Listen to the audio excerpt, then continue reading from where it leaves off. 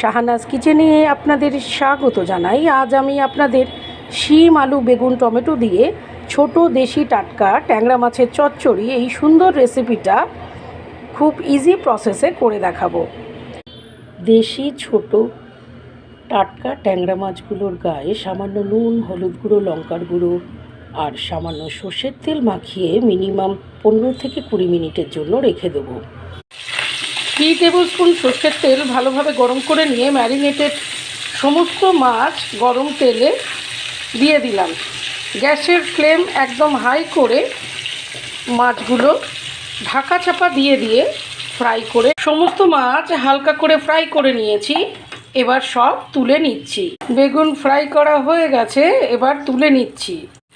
ফোড়নের জন্য 1 টিস্পুন কালো জিরে আর একটা চিড়ে রাখা কাঁচা লঙ্কা দিয়ে দিলাম। ফোড়ন ভাজা ভাজা হয়ে সুগন্ধ বার হলে 2 মিডিয়াম সাইজের লম্বালম্বি করে কেটে রাখা আলু আর 10টা শিম হাফ করে কেটে সমস্ত চচ্চড়ির আন্দাজে স্বাদ মতো নুন আর সামান্য হলুদ গুঁড়ো দিয়ে দিলাম। আলু আর শিম 70% ফ্রাই হয়ে যাওয়ার পর লম্বালম্বি করে কেটে রাখা একটা বড় সাইজের পেঁয়াজ, 4টে ছোট টমেটো লম্বালম্বি করে কেটে রেখেছি আর 2 চিড়ে রাখা কাঁচা লঙ্কা সব একসাথে আলু আর শিমের মধ্যে ঢাকা চাপা দিয়ে 2 থেকে 2.5 মিনিট লো টু মিডিয়াম ফ্লেমে ফ্রাই করে নেব। 1 ইঞ্চি লম্বালম্বি করে কুচিয়ে রাখা আদা এবার দিয়ে দিচ্ছি। হাফ টিস্পুন ধনে গুঁড়ো আর 1 টিস্পুন জিরে গুঁড়ো দিয়ে দিলাম। হাফ টিস্পুন লঙ্কার গুঁড়ো দিয়ে দিলাম। লো ফ্লেমে মশলা সহ সবজি 1.5 থেকে 2 মিনিট ভালোভাবে কষিয়ে নেব। চচ্চড়িতে কোনো জলের প্রয়োগ হয় না, যদি প্রয়োজন হয় তাহলে সামান্য পরিমাণ দেওয়া যেতে পারে।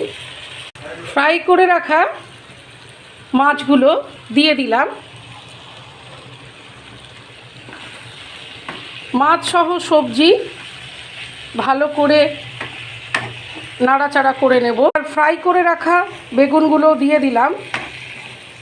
মাছ আর সবজি নিচ থেকে ওপরে এইভাবে ক্রমাগত নাড়তে থাকবো 4 থেকে 5 মিনিট। হাফ টিস্পুন শাহি গরম মশলার গুঁড়ো ছড়িয়ে দিলাম।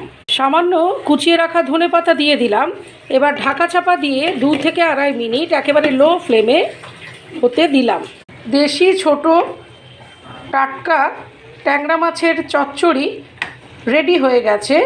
এবার গ্যাস ওভেন অফ করে দিলাম। শিম আলু বেগুন টমেটো দিয়ে ছোট দেশি টাটকা ট্যাংরা মাছের চচ্চড়ি সার্ভিং ডিশে ঢেলে সার্ভ করবার জন্য একেবারে রেডি করে ফেলেছি।